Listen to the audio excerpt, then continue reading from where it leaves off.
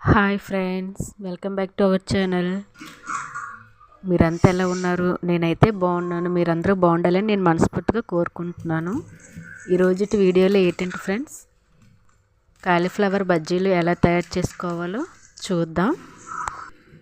ముందుగా ఒక కాలీఫ్లవర్ని తీసుకొని దాన్ని మీడియం సైజ్ ముక్కల్లాగా కట్ చేసుకోవాలన్నమాట.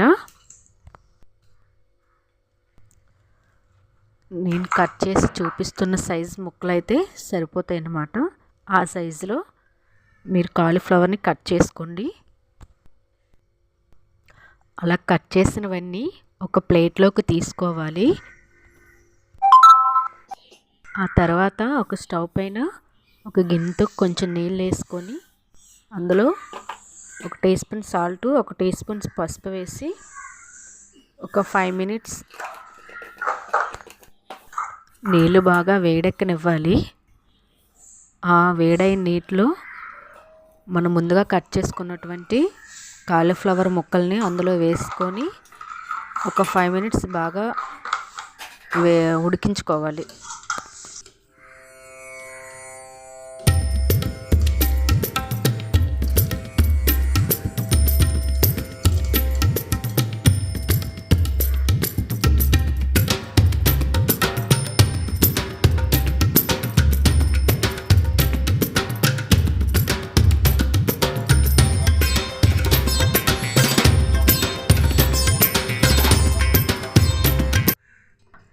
సో దట్ ఇలా చేయడం వల్ల ఏంటంటే ఈ కాలీఫ్లవర్లో పురుగులున్నా లేదంటే ఇవి పండించేటప్పుడు కెమికల్స్ వాడతారు కదా, సో అలాంటివి ఏమైనా ఉన్నా ఈ పసుపు, ఉప్పు వేడి నీటిలో వేయటం వల్ల కెమికల్స్ లాంటివి ఏవైనా రిమూవ్ అయిపోతాయి అన్నమాట.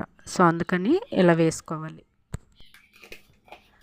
ఆ తర్వాత ఒక గిన్నెలోకి ఒక 1/2 kg శనగపిండి తీసుకొని అందులోకి కొంచెం పసుపు, ఉప్పు, కారము, వాము, బేకింగ్ సోడా యాడ్ చేసుకొని బాగా కలుపుకొని కొంచెం నీళ్ళు వేసుకుంటూ మనకి బజ్జీ పిండి బాగా కలుపుకోవాలి.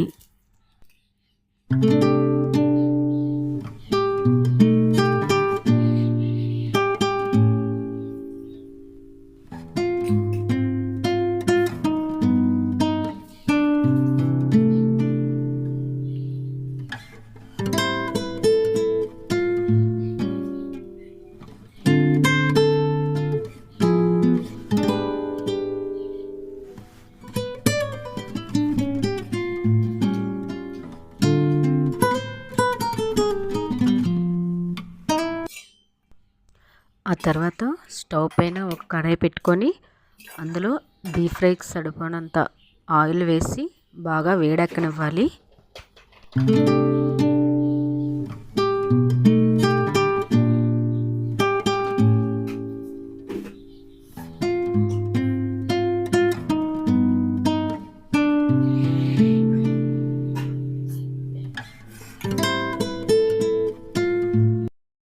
ఆయిల్ వేడెక్కిన తర్వాత మనం ముందు ఉడికించుకున్నటువంటి కాలీఫ్లవర్ ముక్కలు అలాగే శనగపిండి మిశ్రమాన్ని కూడా రెండు పక్కన పెట్టుకొని ఒక్కొక్కటి తీసుకొని కాలీఫ్లవర్ది ఒక్కొక్క ముక్క తీసుకొని ఈ శనగపిండి దీంట్లో ముంచేసి ఆయిల్లో బాగా వేడెక్కిన ఆయిల్లో వేసి బాగా ఫ్రై చేసుకోవాలి.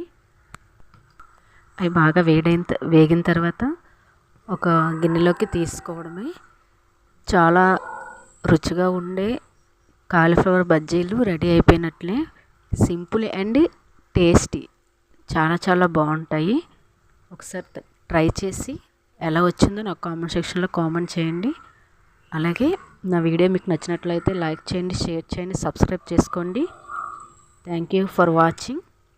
నెక్స్ట్ వీడియోలో మళ్ళీ కలుద్దాం. Bye friends.